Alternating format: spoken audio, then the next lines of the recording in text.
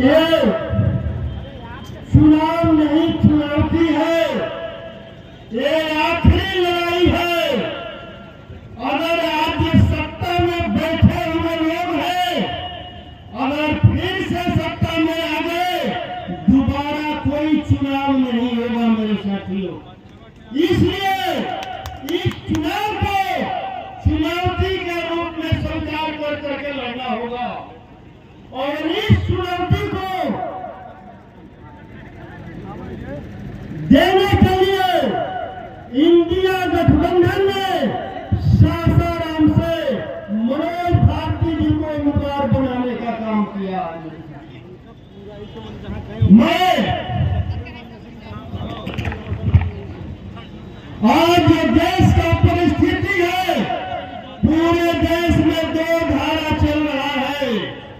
एक धारा में संविधान को बचाने वाले लोग खड़े हैं और दूसरे धारा में संविधान को मिटाने वाले लोग खड़े हैं। हमें संविधान को बचाने वाले लाइन में खड़ा होना है और संविधान को बचाना है, क्योंकि ये लोग चुनावी घोषणा होते ही जगह जगह मीटिंग कर करके बोलना चालू कर दिया है कि 4 पेपर लो, संविधान को बदलना है। और संविधान को बदलना है तो क्या लागू करना है?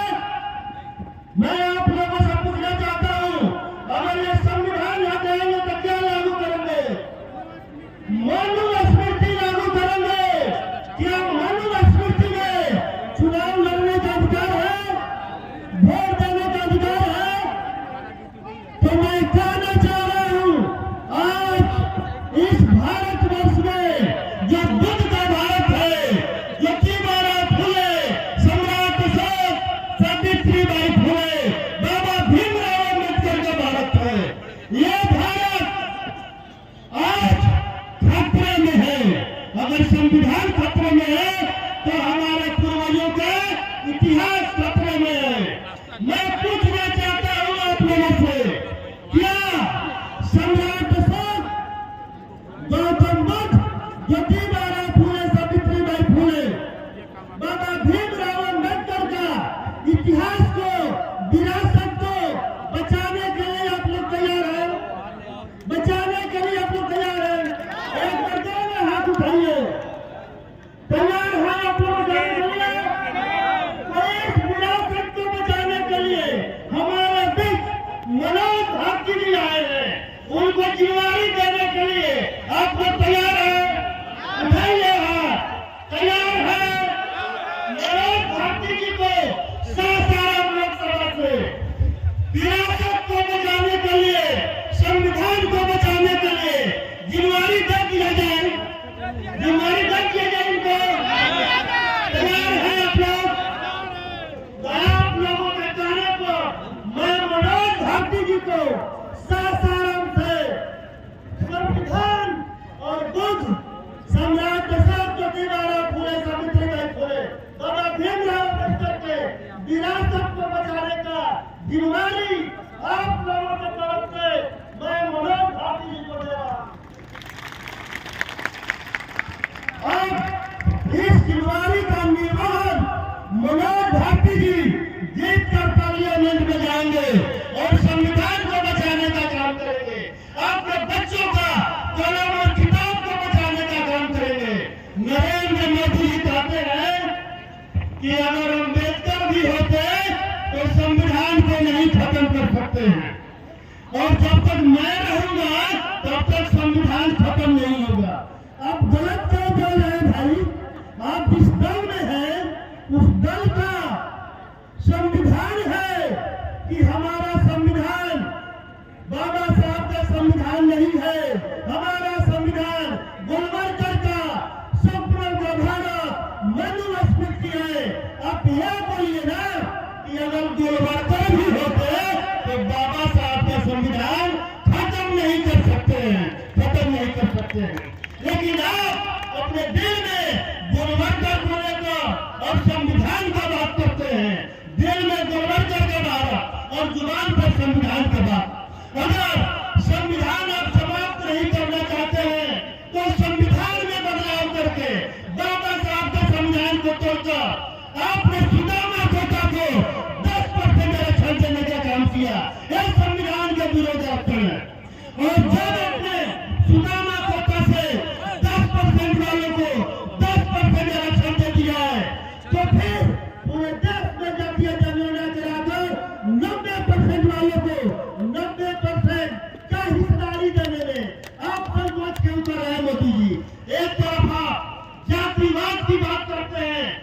ओबीसी का बात करते हैं और दूसरी तरफ कहते हैं कि देश में कोई जाति नहीं है, एक ही जाति है, गरीब है।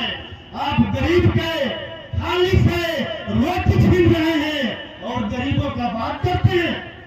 मोदी जी, अगर आप ओबीसी थे, याद करिए, ये लड़ाई संविधान और मनुस्मृति के बीच है, ये लड़ाई मंडल और कमंडल के बीच है। 90 में जब ओबीसी के लिए मंडल आयोग का 2 सिफारिश लागू हुआ था, उस सिफारिश के विरोध में अडवाणी जी ने जो कमंडल लेकर चला था, उस कमंडल का संयोजक कौन था पता है आप लोगों को? उस कमंडल का संयोजक कौन था? नरेंद्र मोदी जी थे, जो ओबीसी के आरक्षण का विरोध 90 में कर चुके हैं। उनसे आप क्या आशा रखते हैं कि अभी जो मंडल आयोग का 38 सिफारिश बाकी है वो लागू कर देंगे?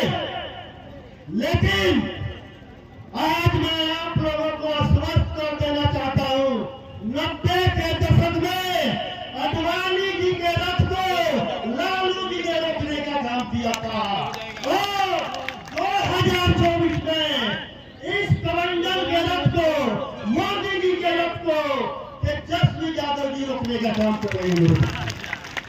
और पूरे बिहार की जनता को तेजस्वी यादव जी पर भरोसा है, क्योंकि उन्होंने 2020 के चुनाव में कहा था कि अगर मेरा सरकार बनता है, मैं मुख्यमंत्री बनता हूं, पहली कैबिनेट के बैठक में पहली कलम से 10 लाख बिहार के रोजगारों को, बेरोजगारों को सरकारी नौकरी देने का काम करूंगा। और चोर दरवाजे से लोग सत्ता में आ गया, उसके बावजूद भी जब तेजस्वी यादव जी को उप मुख्यमंत्री बनने का मौका मिला तो 17 महीना में 5 लाख बिहार के बेरोजगारों को सरकारी नौकरी देने का काम किया। आज इस बिहार का मॉडल पूरा देश में चल रहा है। तेजस्वी यादव जी के ऊपर पूरा देश भरोसा कर रहा है।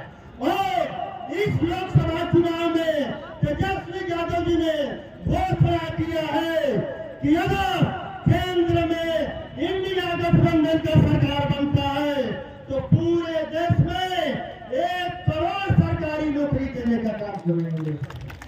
और पूरे देश के बेरोजगार युवाओं को भरोसा है तेजस्वी यादव जी पर। और पूरे देश में इंडिया गठबंधन जीत रहा है। इतना ही नहीं, हमारे नेता ने देश के गरीब महिलाओं के लिए भी घोषणा किया है कि अगर इंडिया गठबंधन का सरकार केंद्र में बनता है, इसी रक्षाबंधन को 1-1 लाख रुपया हर गरीब महिलाओं को देने का काम करेंगे।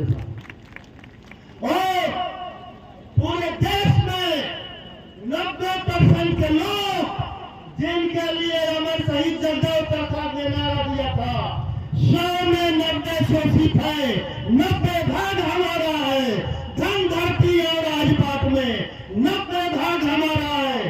पूरे देश में जो 90% के लोग जो समाजवादी विचारधारा के लोग हैं, जो अम्बेडकरवादी विचारधारा के लोग हैं, इंडिया गठबंधन के लोग संविधान के बचाने के लिए इंडिया गठबंधन के पक्ष में पूरे देश में खड़े हो गए हैं।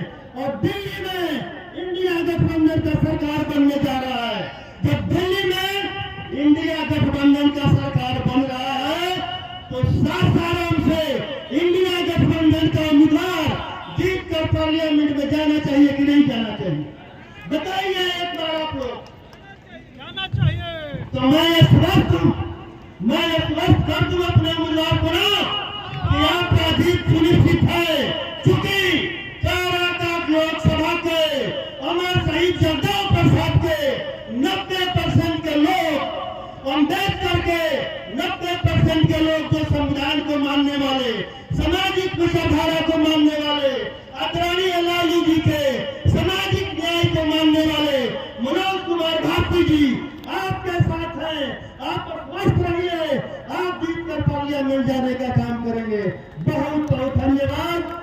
जय भीम, जय भारत। जय मंडल, जय संविधान।